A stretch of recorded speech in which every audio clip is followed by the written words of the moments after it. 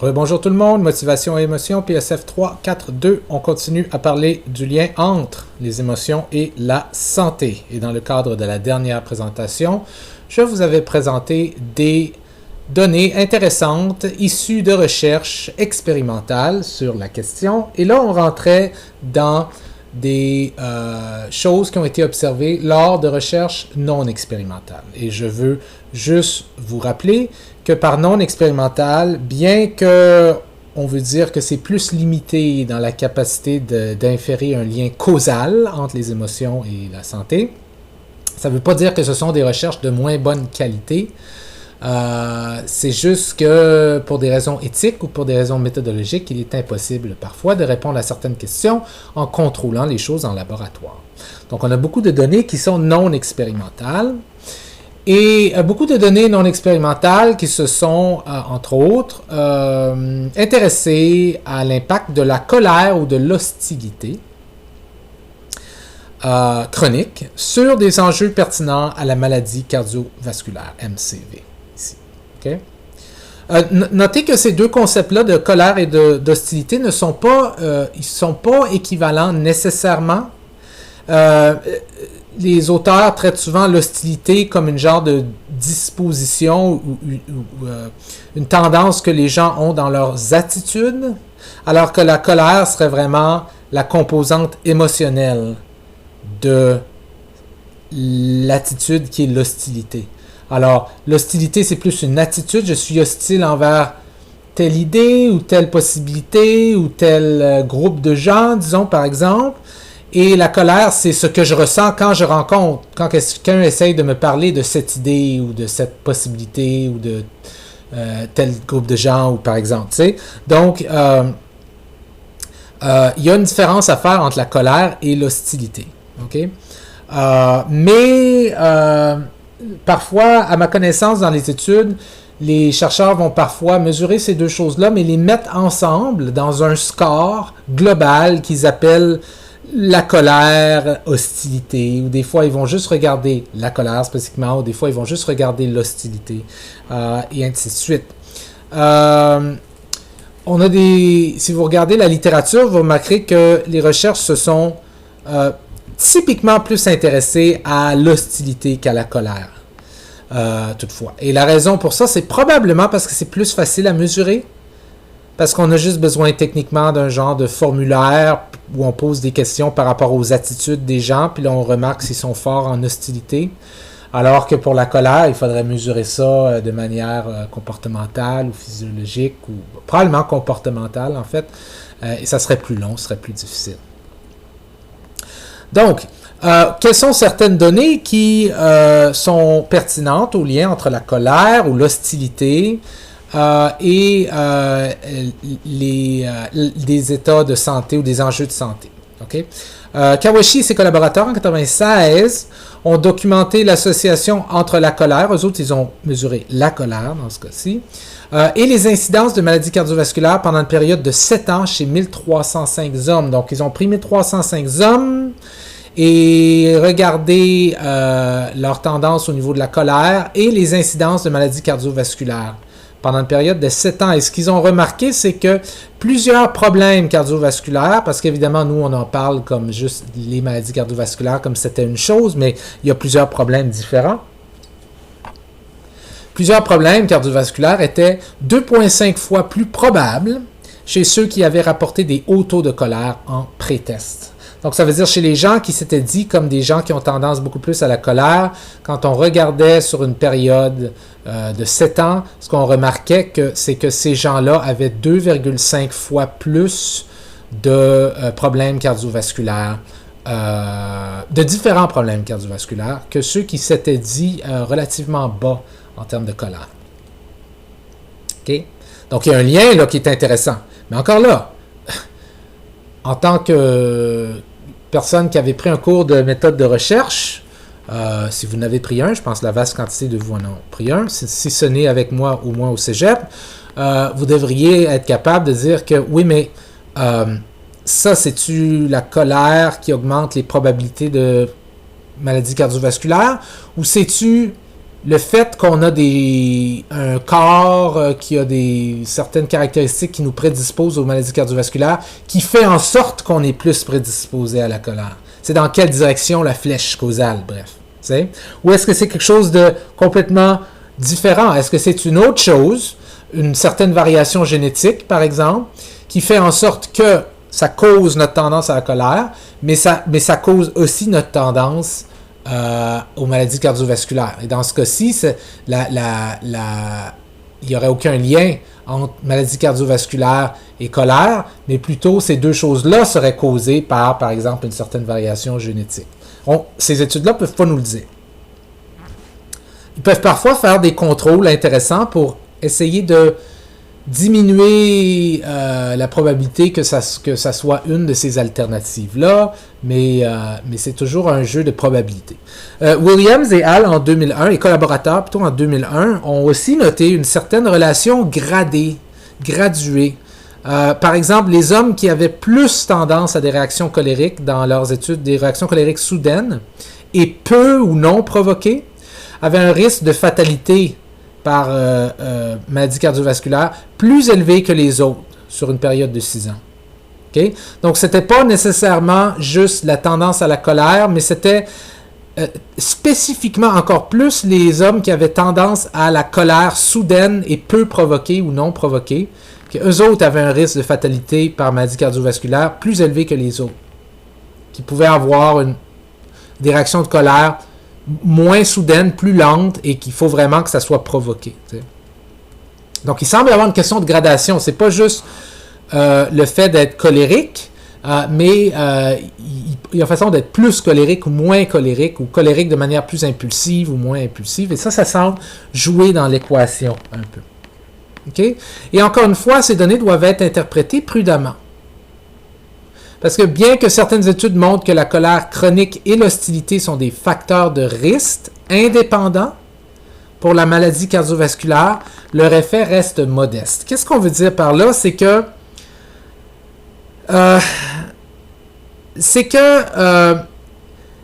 la colère chronique et l'hostilité peuvent venir avec d'autres facteurs. Par exemple, si vous vivez dans un environnement violent, si vous êtes dans la pauvreté, si vous avez, je ne sais pas moi, des troubles de relations dans vos familles, etc. Tout ceci sont des facteurs qui viennent avec le fait que vous auriez tendance à être plus colérique de manière chronique et plus hostile.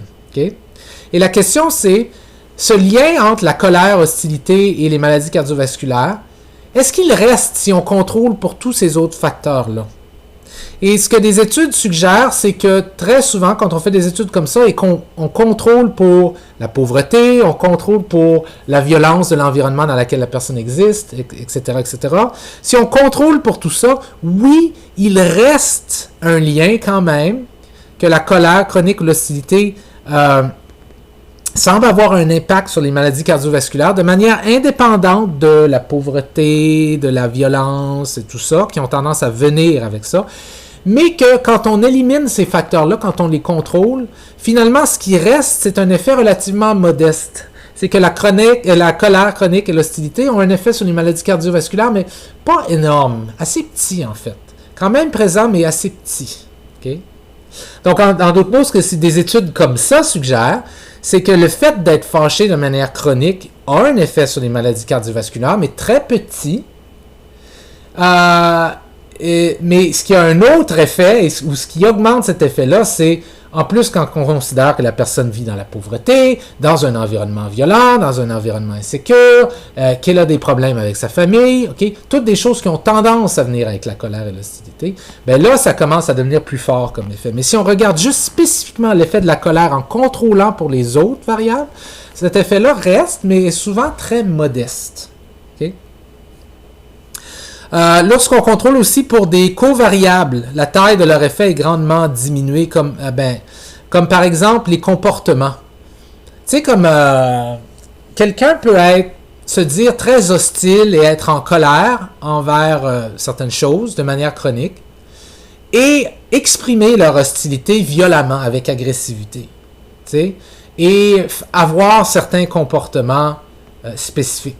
Quelqu'un d'autre pourrait ressentir la même hostilité, la même colère, mais avoir des comportements plus constructifs. Okay? Or, si on contrôle pour la façon dont les gens expriment leur hostilité, leur colère et la façon dont ils se comportent en général, très souvent, ce qu'on va voir, c'est que l'effet de la colère ou de l'hostilité sur des maladies cardiovasculaires diminue grandement. OK? Et ça, ce que ça fait, dans le fond, c'est que, si vous vous souvenez de notre graphique de départ, ça suggère que, dans le fond, si les émotions ont un rôle à jouer dans la santé, c'est pas l'émotion elle-même, mais ça passe beaucoup par les comportements que nous adoptons lorsque nous avons ces émotions-là. T'sais? Ça, c'est un bel exemple de ça. Et donc, je peux bien être fâché ou hostile de manière chronique, mais si j'ai des comportements constructifs et tout ça, ça se peut que je m'en tire mieux au niveau cardiovasculaire, par exemple, que quelqu'un qui ressentirait la même chose que moi, mais qui exprimerait plus d'agressivité, de manière moins constructive. Okay, donc ça c'est certaines données non expérimentales que nous avons sur la colère et l'hostilité, okay, qui démontrent un lien. Quelle est la nature du lien, par exemple? Ça, c'est plus dur à dire. Comme je vous ai dit, est-ce le fait d'être colérique qui cause des problèmes de santé? Ou est-ce le fait d'être prédisposé à avoir des problèmes de santé qui fait en sorte qu'on est plus colérique? Ou est-ce quelque chose d'autre complètement, comme une certaine variation génétique, qui cause les problèmes de santé et qui cause la colère, mais qui n'a pas vraiment de lien entre la colère elle-même et les problèmes de santé? Okay? D'autres données non expérimentales nous proviennent de recherches qui se sont intéressées à l'anxiété. Il y en a beaucoup, et il existe au moins une méta-analyse de 20 études publiées en 2010 qui conclut que l'anxiété est un facteur de risque indépendant pour les maladies cardiovasculaires. Donc encore là, indépendant voulait dire que lorsqu'on contrôle pour tout un paquet de trucs, parce que l'anxiété a tendance à venir avec toutes sortes d'autres problèmes, okay? Toutes sortes de paquets de conditions, et lorsqu'on contrôle pour ces autres problèmes et ces autres conditions-là, puis qu'on regarde juste l'effet de l'anxiété elle-même, on voit que ça reste un certain facteur de risque indépendant pour les maladies cardiovasculaires. Okay? Et que ça se maintient même si on contrôle pour la dépression. Okay? Et la logique derrière cette phrase-là, c'est que très souvent, l'anxiété vient avec la dépression. Très souvent, c'est deux genres de symptômes, si on veut, qui viennent ensemble, l'anxiété et la dépression. Les gens anxieux ont tendance à rapporter plus de symptômes dépressifs que les gens non anxieux. Les gens dépressifs ont tendance à rapporter plus de symptômes anxieux que les gens non dépressifs. OK? Donc, très souvent, il y a une comorbidité, là, ça vient ensemble, ces symptômes-là. OK? Et donc, si on a trouvé que l'anxiété a un impact sur les incidences de maladies cardiovasculaires, on peut se demander, ouais, mais c'est-tu l'anxiété ou c'est-tu à cause que l'anxiété vient tout le temps avec de la dépression, puis ça serait la dépression? Bien, en fait, on découvre dans des études comme celle-là de Rost et collaborateurs que non, c'est pas juste à cause que l'anxiété vient avec la dépression. Si on contrôle pour la dépression, on trouve que l'anxiété cause quand même des problèmes au niveau, est quand même associée à des problèmes au niveau cardiovasculaire, indépendamment de la dépression elle-même. Okay? Entre autres, une étude a noté une forte relation entre le rapport de symptômes phobiques et des conditions fatales de la maladie cardiovasculaire. En effet, comparé aux hommes avec peu d'anxiété, les individus avec les symptômes maximaux d'anxiété, okay, qui peut être considéré au niveau phobique, avaient un risque de mortalité par maladie cardiovasculaire quadruplé. Donc ça veut dire 4 fois. Okay, donc dans une étude comme ça, chez des hommes, ces hommes qui avaient des symptômes maximaux d'anxiété, et ça devait être bien défini, là, j'en suis certain dans l'étude, là, avaient 4 fois plus de chances de mourir de maladie cardiovasculaire que des hommes avec peu d'anxiété. Okay? Donc, c'est certainement inquiétant. Je ne veux pas déclencher de l'anxiété chez vous, mais c'est certainement inquiétant d'une certaine manière. Encore là, toutefois, ça ne nous dit pas la direction du risque. Est-ce l'anxiété qui prédispose aux maladies cardiovasculaires? Est-ce le fait que les gens qui ont des prédispositions aux maladies cardiovasculaires ont tendance à être plus anxieux? Ou est-ce une certaine variation génétique qui causent l'anxiété et qui causent la prédisposition aux maladies cardiovasculaires, ça, on ne peut pas le dire. OK? Il reste aussi là-dedans, ce qui est très important, la notion de ce qu'il faut comprendre, c'est que quand je parle de 4 fois plus, c'est un risque, c'est 4 fois plus, mais c'est un risque relatif. Ce qui veut dire que, disons, je ne sais pas moi, je vais juste faire un chiffre comme ça, là, mais disons que les hommes avec peu d'anxiété avaient, je ne sais pas moi, 5% de chance de mourir d'une maladie cardiovasculaire. OK? Ben, chez ceux qui en avaient 4 fois plus, c'est 20% de chance. OK? Donc, ça reste quand même juste 20% de chance.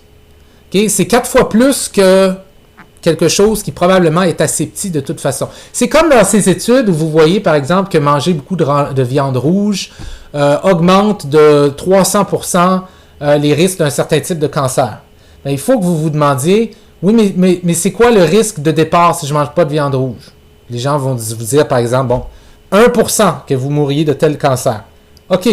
Donc, manger de la viande rouge augmente mon risque de 300%, ça veut dire que je passe de 1% à 3%. C'est quand même assez petit. OK? C'est quand même 3 fois plus. Mais c'est quand même 3%. C'est quasiment rien. T'sais? Donc, il faut garder ça en tête. T'sais? 4%, mais 400%, quadruplé, mais 400% de quoi? T'sais?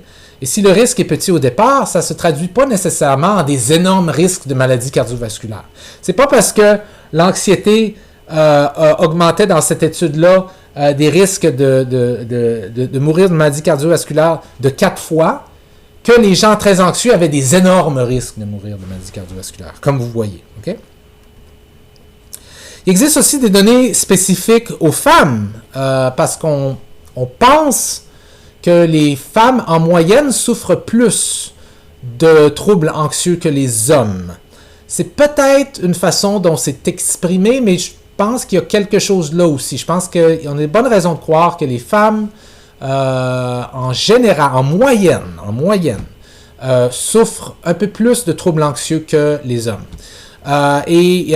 Donc, c'est important de s'intéresser justement aux différences entre les hommes et les femmes. Et on a des données spécifiques aux femmes ici. Par exemple, Smaller et ses collaborateurs en 2007, dans une étude observationnelle qui a duré 5 ans, portant sur 3369 femmes en santé, des femmes post-ménopause, donc après leur ménopause, rapportent des symptômes de panique et rapportant des symptômes de panique pendant au moins 6 mois. Donc ça, c'était leur population, okay? Des femmes post-ménopausales rapportant des symptômes de panique pendant au moins 6 mois. Okay? Et dans ce groupe-là, celles qui rapportaient au moins une attaque de panique avaient 3 fois plus de chances de développer une maladie cardiovasculaire que ceux qui ne rapportaient pas une attaque de panique. OK? Des symptômes de panique, en passant, ne sont pas... On peut avoir des symptômes de panique sans nécessairement avoir une attaque de panique en tant que telle. Okay? Attaque de panique, c'est comme un peu une crise aiguë de panique, si on veut. Mais on peut avoir des symptômes de panique et des symptômes anxieux sans avoir une attaque de panique. Mais dans cette étude-là, celles qui rapportaient au moins une attaque de panique avaient 3 fois plus de chances de développer une maladie cardiovasculaire au cours des 5 ans. Okay? Et cette relation était encore présente chez celles dont la sévérité de l'attaque de panique était réduite. Okay? Donc, cette idée que si vous aviez une attaque de panique, même si c'était une attaque peu sévère, vous aviez plus de chances d'avoir une maladie cardiovasculaire sur 5 ans que si vous aviez des symptômes de panique, mais pas une attaque de panique en tant que telle. Okay? Mais encore là, la relation, on la connaît, on n'est pas certain c'est quoi. Okay, c'est-tu l'anxiété, encore une fois, qui augmente les chances d'une maladie cardiovasculaire sur 5 ans? C'est-tu les gens qui ont des corps qui sont prédisposés aux maladies cardiovasculaires et ça les cause, je ne sais pas, pour une raison ou une autre, à être plus anxieux, sans qu'ils le sachent, mais inconsciemment, ça les rend plus anxieux, pour toutes sortes de raisons. C'est-tu une certaine variante génétique qui augmente les chances d'anxiété et qui augmente les chances de maladies cardiovasculaires? On ne sait pas. Et encore une fois, dans une étude comme ça, cette relation était maintenue même après un ajustement pour d'autres facteurs de risque, incluant la dépression. Okay? Encore avec cette idée que l'anxiété et la dépression viennent souvent ensemble. Donc, ces auteurs-là se sont dit, qu'est-ce qui arrive quand on contrôle pour la dépression? Qu'est-ce qui arrive si on contrôle pour le niveau socio-économique? Qu'est-ce qui arrive quand on contrôle pour la qualité de la relation dans laquelle ces femmes sont là? Est-ce qu'elles sont en divorce? Est-ce qu'elles sont dans une relation comblée? Et ce qu'on voit, c'est que l'effet de l'anxiété reste indépendamment. Okay? D'autres recherches ont rapporté des risques plus élevés pour différentes formes d'anxiété chez les femmes, incluant l'anxiété généralisée et le trouble de stress post-traumatique. Okay? Comme vous savez, vous pouvez dire que vous avez des symptômes d'anxiété, vous pouvez même souffrir d'anxiété, ça peut interférer avec votre vie, sans que vous ayez un trouble d'anxiété généralisée, le TAG, parce que ça, c'est une catégorie très spécifique d'un problème, d'un trouble psychologique pour lequel il y a certains critères. Quelqu'un peut grandement souffrir d'anxiété sans avoir un trouble d'anxiété généralisé ou sans avoir un trouble de stress post-traumatique. Okay? Et il semble y avoir une gradation dans l'effet. Par exemple, parmi 39 324 individus ayant vécu les attaques du World Trade Center du 11 septembre, ceux qui avaient rapporté du stress post-traumatique au pré-test, okay, avaient 60 à 70 plus de risque 60 à 70% plus de risque de développer une maladie cardiovasculaire sur une période de 2,9 ans que ceux qui n'avaient pas rapporté du stress post-traumatique, mais qui avaient quand même rapporté de l'anxiété en général, disons. Pas un trouble d'anxiété généralisée, pas du stress post-traumatique, mais juste le fait d'être anxieux par rapport aux événements du 11 septembre. Tout le monde était anxieux. Si vous viviez à New York ou aux États-Unis pendant à la suite du 11 septembre, tout le monde était pas mal anxieux par rapport à ça, surtout si vous viviez... en fait, si vous aviez vécu les attaques du World Trade Center, tout le monde aurait été pas mal anxieux pendant un bon bout de temps. Mais c'est pas tout le monde qui avait du stress post-traumatique. Okay? Et ceux qui avaient rapporté du stress post-traumatique avaient 60 à 110% plus de risque de développer une maladie cardiovasculaire que ceux sur 2,9 ans que ceux qui n'avaient pas rapporté du stress post-traumatique. Encore là, vous devez vous poser la question de la direction. Okay? C'est pas clair quelle est la direction non plus là-dedans. D'autres données non expérimentales se sont intéressées à la dépression. On a dit qu'elle vient souvent avec l'anxiété, mais on peut la regarder par elle-même aussi. La majorité des recherches, d'ailleurs, sur l'affect négatif et la santé cardiovasculaire ont tendance à porter sur la dépression, d'ailleurs. Okay? Parce que c'est probablement un trouble de l'humeur que l'on connaît très bien, la dépression. On est très bon à le mesurer, la dépression. On a des bonnes interventions pour la dépression. Donc, on est habitué avec la dépression. Donc, ça fait du sens qu'on a beaucoup de recherches qui regardent l'effet de la dépression sur la maladie cardiovasculaire. Anda et ses collaborateurs, en 1993, par exemple, ont examiné la relation entre l'affect dépressif, ça veut dire les tendances à avoir des symptômes dépressifs, et les maladies coronariennes chez 2832 adultes en santé, et l'affect dépressif dans leur étude était associé avec un risque plus élevé de maladies cardiovasculaires fatales et non fatales. Okay? C'est-à-dire desquelles on meurt et desquelles on ne meurt pas. Okay? Mais encore là, remarquez qu'on ne sait pas la direction. On ne sait toujours pas la direction de la relation. Une méta-analyse de Van der Kooi et collaborateurs en 2007, incluant 28 études, a démontré une corrélation positive entre l'incidence de maladies cardiovasculaires pour les individus avec une dépression clinique et ceux rapportant de l'humeur dépressive. Donc, eux, ils ont démontré qu'il y avait une corrélation positive entre le fait d'avoir une dépression clinique et de rapporter de l'humeur dépressive et le fait d'avoir une incidence plus forte de maladies cardiovasculaires. Okay? Encore une fois, c'est corrélationnel. On ne sait pas quelle est la direction de la relation. Okay? Et dans plusieurs de ces études-là, on retrouve aussi une relation gradée. Okay? Ce qui veut dire que le risque semble augmenter avec l'intensité des symptômes dépressifs. Okay? Plus les symptômes dépressifs sont sévères, plus le risque de maladie cardiovasculaire semble être sévère. Ce que certains pourraient prendre comme indication que ça supporte l'idée que c'est vraiment donc la dépression qui cause le risque de l'augmentation du risque. Mais c'est pas une garantie. Pas une garantie. Qu'en est-il des émotions positives? On a aussi des données non expérimentales sur les émotions positives. Évidemment, la recherche s'est intéressée beaucoup moins aux émotions positives parce que la psychologie a été et continue à être caractérisée par un genre de biais négatif où ce qui nous intéresse vraiment, c'est quand les choses vont mal, quand les choses cassent et ainsi de suite. Et la psychologie commence un peu à changer puis à se demander les questions. Mais qu'est-ce qui arrive quand les choses vont bien? Ou qu'est-ce qui arrive quand les choses vont encore mieux? Mais pour une raison ou une autre, l'être humain est beaucoup plus intéressé par quand les choses vont mal. C'est pour ça qu'il y a beaucoup plus d'études sur pour essayer de prévenir, de prévoir, de comprendre des problèmes. Mais il y a aussi des études qui s'intéressent à la prévention positive et à quand les choses vont bien. Donc, bien que moins nombreuses, il y a des études qui ont noté un risque réduit de maladies cardiovasculaires relié à l'affect positif. Donc, chez les gens qui ont constamment un affect positif, qui vivent une vie qui leur donne la chance très souvent d'avoir des émotions profondes positives comme l'émerveillement,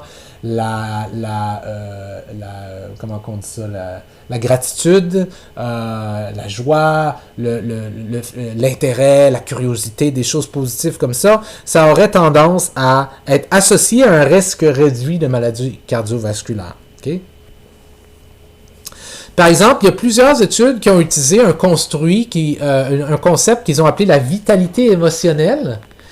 Et donc, il mesurait la vitalité émotionnelle chez les gens. Et la façon dont il la mesurait, c'était genre un genre de score composite. Un score qui est composé d'autres scores, qui incluait combien d'intérêt la personne démontre, combien d'enthousiasme la personne démontre, combien de capacité à réguler ses émotions la personne démontre, puis ils mettaient tout ça dans un score composite qu'ils appelaient la vitalité émotionnelle. Donc, les gens qui avaient une forte vitalité émotionnelle étaient des gens qui étaient très intéressés, très enthousiastes, mais capables de réguler leurs émotions.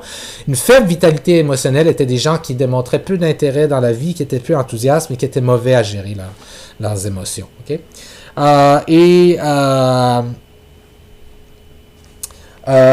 Ça, c'est un concept, un construit qui a été utilisé dans plusieurs recherches. Ce concept de vitalité émotionnelle. Certaines études ont noté une baisse de 20 à 30% dans l'incidence des maladies cardiovasculaires, même après avoir ajusté pour plusieurs variables confondantes. Comme comment en santé êtes-vous? Dans quel genre d'environnement habitez-vous? Êtes-vous en relation ou en non-relation? Quel niveau d'éducation avez-vous? Même quand on contrôle pour toutes ces choses-là, certaines études ont vu qu'il y avait quand même un impact juste des émotions positives qui était associé à une diminution de 20 à 30% dans l'incidence des maladies cardiovasculaires. Okay? Souvenez-vous de deux choses. Encore une fois, on ne sait pas exactement la direction de l'effet. Et deuxièmement, une baisse de 20 à 30% de l'incidence, ça ne veut pas dire que tout le monde a 100% de chance de développer une maladie cardiovasculaire et que si vous baissez de 20 à 30%, ben, vous arrivez à 80 à 70%. Okay? C'est relatif, tout ça. Donc, une baisse de 20 à 30%, si les gens ont 5% de chance de développer une maladie cardiovasculaire en général, puis on baisse de 20 à 30% à partir de 5%, on n'a pas baissé de tant que ça. On a quand même baissé, mais c'est pas énorme. D'un point de vue absolu, on est peut-être passé de 5 à 4 points quelques. C'est pas super énorme. Donc, il faut toujours garder ça en tête. Okay? D'autres études ont mesuré l'affect positif en se basant sur des entrevues structurées et les comportements faciaux, comme par exemple en utilisant le Facial Action Coding System pour observer les participants dans le cadre de ces entrevues-là. Donc, on fait des entrevues structurées avec des gens et on mesure leur comportement facial pour avoir une idée de leurs émotions positives. Et ça, c'est Davidson, Mostovski et Wang en 2010, entre autres, qui ont fait ça. Et eux, si je ne me trompe pas, avaient 1739 hommes et femmes. Pourquoi j'ai mis un homme? 1739 hommes. Il n'y a pas de S à la fin de 9. 1739 hommes et femmes. Hommes et femmes. OK, là, ça vient du coup. Ceux qui montraient plus d'affects positifs, tels que mesurés comme ça, avaient une réduction de 22% de chances de développer une maladie cardiovasculaire sur une période de 10 ans. 22% de chances de réduction. une réduction de 22% dans la chance de développer une maladie cardiovasculaire. Encore une fois, direction, on ne sait pas, et 22%, garde en tête que c'est une diminution dans le risque relatif. OK? C'est pas que les gens avaient 100% de chance de développer une maladie cardiovasculaire, puis eux autres en avaient juste 88. OK? C'est 22% du risque de départ, okay? qui peut être relativement petit lui-même. Plusieurs chercheurs s'intéressent à ce type de relation-là pour les émotions positives parce qu'elles pourraient nous permettre de mieux comprendre et promouvoir je ne l'ai pas mis ici, mais vraiment la résilience et la santé cardiaque. Okay? Donc, est-ce que si on comprend le lien et si on a des raisons de croire qu'il y a un lien dans une certaine direction entre les émotions positives et la santé cardiaque, est-ce qu'on pourrait, par des interventions à long terme qui ont comme but de amener chez les gens plus de curiosité, plus d'intérêt, plus d'émerveillement, plus d'enthousiasme, est-ce qu'on pourrait grandement diminuer les coûts sur le système de santé, améliorer la qualité de vie des gens en diminuant le risque de maladies cardiovasculaires, etc., etc., etc. Et c'est une question qui est vraiment intéressante, mais on est loin de vraiment avoir la réponse à cette question-là, mais on est en train de l'étudier. Il y a aussi eu des données non expérimentales qui ont porté sur l'autorégulation. Vous vous souvenez, j'avais fait l'argument tantôt que c'est pas juste les émotions qui peuvent avoir un impact sur la santé, mais ça pourrait aussi être la façon dont on gère ces émotions-là, notre autorégulation, l'autorégulation des émotions. Donc, plusieurs travaux suggèrent que la régulation des émotions a un impact sur la santé coronarienne. Comme par exemple, Haynes, Feinlab et Cannell en 80 ont noté que l'incapacité d'exprimer ses sentiments de colère chez des participants était associée à une augmentation dans les risques subséquents des maladies cardiovasculaires. Donc, eux autres ont noté, ils ont probablement utilisé un paquet de questionnaires et les gens rapportaient comment ils expriment leur colère quand ils sont en colère, et ainsi de suite. Et il y a des gens ils sont très bons à exprimer leur colère de manière constructive, puis il y en a qui sont incapables d'exprimer leur sentiment de colère, ils préfèrent la garder pour eux, la ravaler, si on veut, la refouler, diraient des psychanalystes. Et cette incapacité ou difficulté à exprimer ses sentiments de colère était associée à une augmentation dans les risques subséquents de maladies cardiovasculaires. Encore une fois, direction, on ne sait pas. Et gardons en tête que c'est une augmentation d'un risque relatif, okay, pas absolu. Une étude de 1122 hommes, là je peux dire hommes parce qu'à 2 il y a un X puis ça fait ma liaison. Une étude de 1122 hommes âgés, okay, donc d'un certain âge, du 3e âge, a considéré la relation entre l'autorégulation des émotions et le développement des maladies cardiovasculaires. Et comparativement aux hommes avec des habiletés modestes d'autorégulation de leurs émotions, ceux avec des habiletés plus fortes avaient une réduction de 62% de risque associé à une maladie cardiovasculaire sur une période de 13 ans. Donc, ces hommes plus âgés qui avaient tendance à être meilleurs à réguler leurs émotions avaient une diminution de risque de maladie cardiovasculaire sur une période de 13 ans de 62%. OK? Et c'est important aussi de comprendre quand je dis sur une période de 13 ans, parce que peut-être que si on retourne puis on regarde ces hommes-là sur une période de 20 ans, il n'y a plus de différence. Tout le monde a le même risque de maladie cardiovasculaire. T'sais? Mais sur 13 ans, il y avait une réduction énorme, de 62% de risque. Okay? Et encore là, c'est relatif, là, ça. Là, okay? Parce que c'est pas comme si c'est tous les hommes avec des habiletés modestes, 100% d'eux autres allaient avoir une maladie cardiovasculaire, alors que ça diminuait à 28% chez ceux qui avaient une forte habileté. Okay? C'est pas ça, là, ça reste relatif. Certaines études ont même documenté l'effet de différentes stratégies de régulation émotionnelle. Donc, quelles stratégies on a tendance à utiliser? Est-ce qu'il y en a des meilleures et est-ce qu'il y en a qui pourraient être associées à des meilleurs enjeux au niveau de la santé cardiovasculaire, entre autres? Par exemple, Appleton et ses collaborateurs en 2013 ont noté des différences entre les stratégies de réinterprétation et de suppression. OK, pour faire une histoire courte, la réinterprétation et la suppression. vous vivez un événement où quelque chose arrive qui vous met en colère. Okay? La réinterprétation, ce serait de dire, prendre le temps de dire, OK, je suis vraiment en colère parce que telle chose est arrivée. Mais comment est-ce que je pourrais réinterpréter ça? Par exemple, quelqu'un vous a empêché d'avoir un but que vous vouliez, par exemple. OK? Puis ça vous met en colère. La réinterprétation serait de dire, OK, cette personne-là, est-ce qu'elle a vraiment voulu m'en empêcher? Peut-être pas complètement. Hein?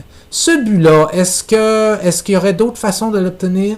Peut-être. Donc, vous réinterprétez la situation. OK?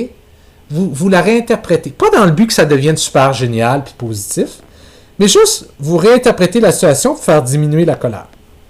Alors que la suppression, c'est juste, vous essayez de ne pas ressentir la colère, vous essayez de vous en débarrasser, typiquement avec des comportements de consommation, par exemple, ou de divertissement, ou de trucs comme ça.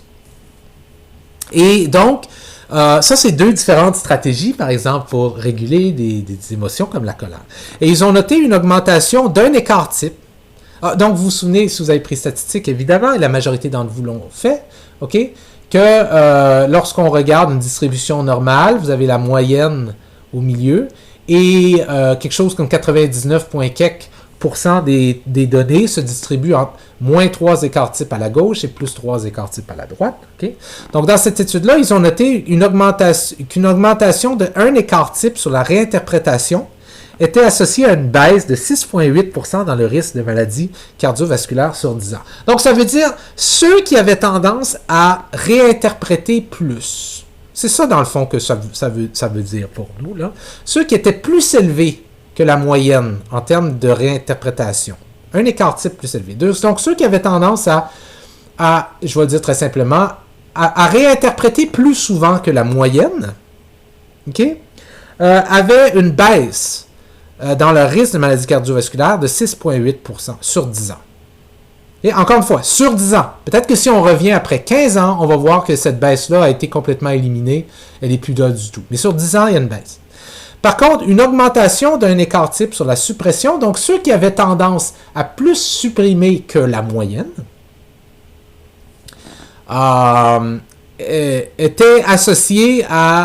s'était associé avec une augmentation de 11,6% du risque de maladie cardiovasculaire sur 10 ans.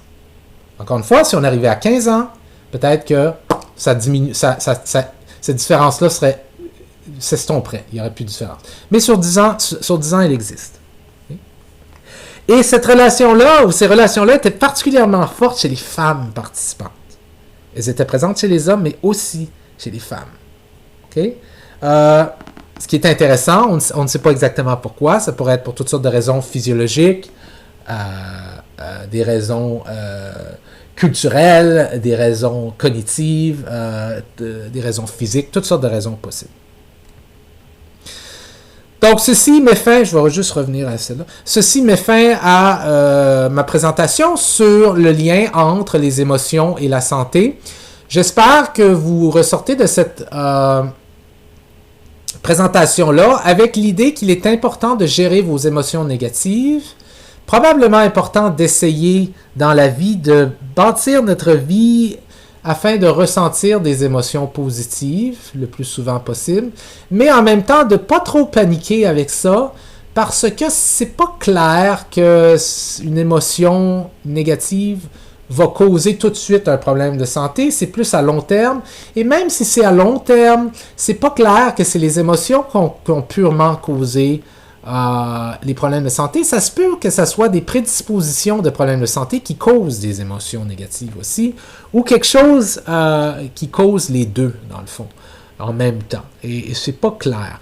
Mais définitivement, peu importe, dans le fond, un peu la leçon de tout ça, dans le fond, ce que moi j'en retire, c'est que peu importe que les émotions négatives aient un impact négatif sur la santé ou non, et que les émotions positives aient un impact sur la santé ou non, il reste que c'est négatif, c'est pas le fun de se sentir négatif, et c'est le fun de se sentir positif. Donc, que ça a un impact sur votre santé ou non, pour votre qualité de vie, c'est mieux d'essayer de gérer les états négatifs, de bien les exprimer quand on est négatif, ainsi de suite, mais d'essayer de bien gérer ça, et d'essayer de allez trouver des petits moments ici et là de curiosité, d'intérêt, d'optimisme, d'émerveillement et ainsi de suite. OK? Et c'est aussi important de remarquer comment nos émotions pourraient avoir un impact sur notre santé, pas direct, mais via nos comportements. Okay? Quand vous êtes fâché, comment vous vous comportez? Et est-ce que ça aide vraiment à long terme? Est-ce qu'il y a façon d'être fâché de manière productive? Est-ce qu'il y a façon d'être triste, de ressentir de la tristesse, mais d'avoir des comportements qui ne vont pas vous se retourner contre vous au bout du compte? OK? Je pense qu'il y a peut-être façon. Est-ce qu'il y a façon d'être stressé, d'accepter le stress, d'être stressé, d'être anxieux, mais de ne pas tomber dans des patrons de comportement problématiques? Il y a peut-être façon de travailler à ce niveau-là. OK? Et ça pourrait avoir un impact sur votre santé, parce que vos comportements sont reliés à vos habitudes, et vos habitudes alimentaires, exercice physique, sommeil, sont reliés définitivement à votre santé. OK? Donc ça, c'est la grande leçon de toute cette présentation-là, et je vous laisse là-dessus. Au revoir.